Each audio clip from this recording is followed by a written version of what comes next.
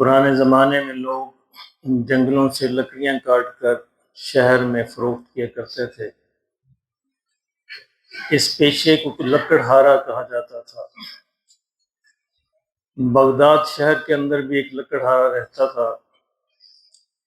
وہ باہر جنگل میں جاتا، لکڑیاں کاٹتا، آ کے شہر میں فروخت کرتا۔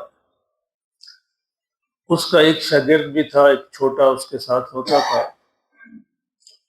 ایک دن دونوں لکڑیاں کاٹنے جنگل میں گئے، لکڑیاں کاٹ رہے تھے، ایک شیر کی آواز آئی۔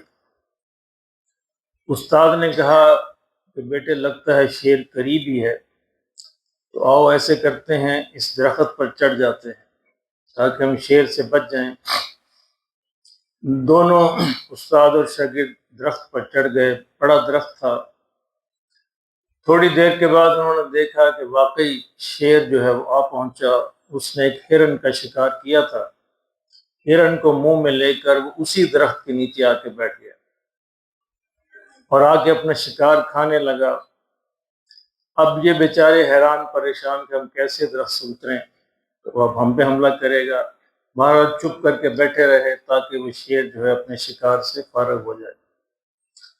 شیر نے اپنا شکار کھایا اور جب اس کا اطمینان ہو گیا تو وہ باقی شکار کو چھوڑ کر وہاں سے چل دیا۔ اب یہ اوپر بیٹھے یہ منظر دیکھ رہے ہیں۔ تھوڑی دیر کے بعد ایک لومڑی آئی اور اس نے جو بچا ہوا شکار تھا اس کو کھانا شروع کر دیا۔ وہ چلی گئی تو تھوڑی دیر کے بعد دوسرے جانور آنا شروع ہو گئے، باقی آہستہ آہستہ دیگر جانور آتے رہے اور اس جو بچا ہوا جو شکار تھا شیر کا مرا ہوا اس میں سے کھاتے رہے، یہاں تک کہ ہوتے ہوتے شکار پورا ہو گیا، چند ہڈیاں باقی رہ گئیں۔ تو پھر کوے آنے شروع ہوئے، گدھیں آنی شروع ہوئیں۔ یہ آخری منظر تھا کہ جب گدھوں نے آ کر اس شکار کا صفایا کر دیا۔ اب جب سب چلے گئے، شکار کا بھی صفایا ہو گیا، تو یہ دونوں استاد شاگرد درخت سے اترے۔ یہ لکڑہارا اپنے شاگرد سے کہنے لگا کہ دیکھو میں تو وہاں بیٹھا سوچ رہا تھا کہ اللہ نے ان سب جانوروں کا کیسا بندوبست کیا ہے۔ ان کو کوئی محنت نہیں کرنی پڑی، لومڑی بھی آئے، گیدڑ بھی آئے، کوے بھی آئے، چیلے بھی آئے، گدھ بھی آئے اور ان کو شکار مل گیا۔ تو ہم ایسے ہی محنت کرتے پھرتے ہیں، جو اللہ ان کو دے سکتا ہے تو کیا وہ ہمیں نہیں دے سکتا؟ میں تو یہ سوچ کے اب میں گھر جا رہا ہوں کہ اب تو میں تو سارا وقت عبادت میں گزارا کروں گا، تو جس طرح اللہ نے ان جانوروں کو شکار دے دیا مجھے بھی دے دے گا۔ یہ سنبھالو میری کلہاڑی اور کام کرو تم، شاگرد سے کہا، تو میں تو نہیں کروں۔ شاگرد نے کہا ٹھیک ہے استاد جی میں تو کام کروں گا۔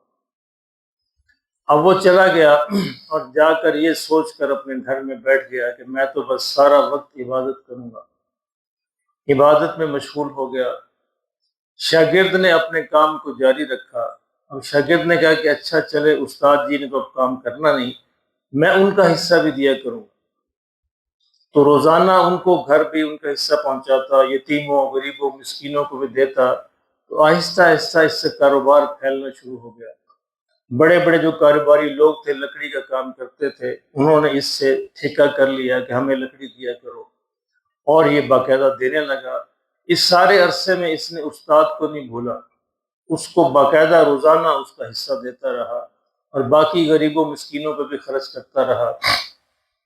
2-4 سال ہی گزرے تھے، یہ ماشاءاللہ سیٹ ہو گیا۔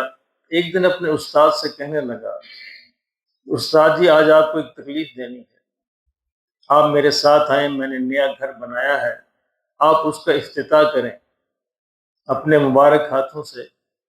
استاد اس کے ساتھ چل پڑا، اس کا نیا گھر دیکھا تو بڑا حیران ہوا، بڑا شاندار گھر تھا، بڑا عالی شان محل بنایا تھا اس نے۔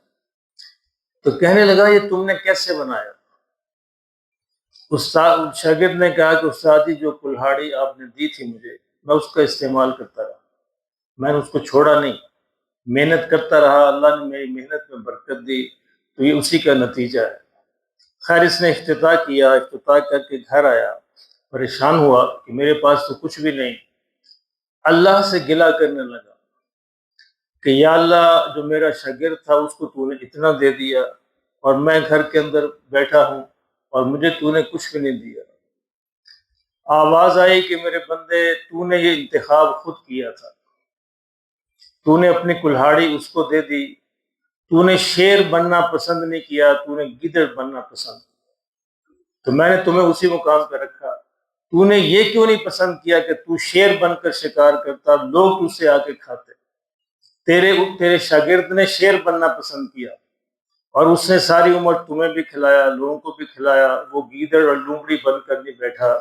تو میرے محترم دوستو، ہمیں شیر بن کے جینا ہے، گیدڑ اور لومڑی نہیں بننی۔ شکار تو مل جائیں گے، ایک منیمم رزق تو اللہ نے سب کی قسمت میں رکھا ہے، لیکن یہ ہمارے ہاں غلط فہمی ہے۔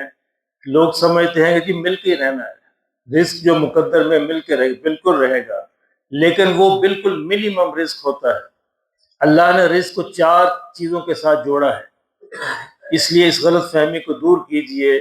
رزق سب سے منیمم رزق جو ہے وہ مقدر کے ساتھ ہے، وہ کچھ کرے نہ کرے وہ مل کے رہے گا۔ جس طرح اس کو تھوڑا بہت ملتا رہا، روٹی اس کی چلتی رہی۔ رزق کا ایک بڑا حصہ اللہ نے محنت کے ساتھ جوڑا ہے، اور اس میں لکھا ہے تقدیر میں جتنی محنت کرے گا اتنا دے دوں گا، نہیں کرے گا تو نہیں دوں گا۔ رزق کا تیسرا حصہ اللہ نے دعا کے ساتھ جوڑا ہے، دعا کرے گا تو دے دوں گا، دعا نہیں کرے گا تو نہیں دوں گا۔ اور رزق کا چوتھا حصہ حضور صلی اللہ علیہ وسلم کی حدیث کے مطابق اللہ نے صلہ رحمی کے ساتھ جوڑا ہے۔ ماں باپ، خاص طور پر ماں باپ کے ساتھ نیک سلوک کرے گا تو دے دوں گا، نہیں کرے گا تو نہیں دوں گا۔ تو یہ ہے رزق کی تقسیم۔ تو ہم یہ سمجھ بیٹھے ہیں غلطی سے کہ مل کے رہے گا مقدر میں، ایسا نہیں ہے۔ مقدر میں ملے گا جو بالکل معمولی سا ہے، وہ مقدر ہے، وہ مقرر ہے، وہ مل کے رہے گا ہر حال میں۔ لیکن باقی 3 حصے جو ہیں وہ انسان کام کرے گا تو ملے گا، نہیں کرے گا تو نہیں ملے گا۔ اس لیے حضور نے فرمایا صلی اللہ علیہ وسلم، الکاسب حبیب اللہ، محنت کرنے والا اللہ کا حبیب ہے۔ تو ہمیں وہ حبیب بننا ہے اور اپنے بچوں کو بھی سمجھانا ہے۔ اللہ ہمیں سمجھ نصیب فرمائے۔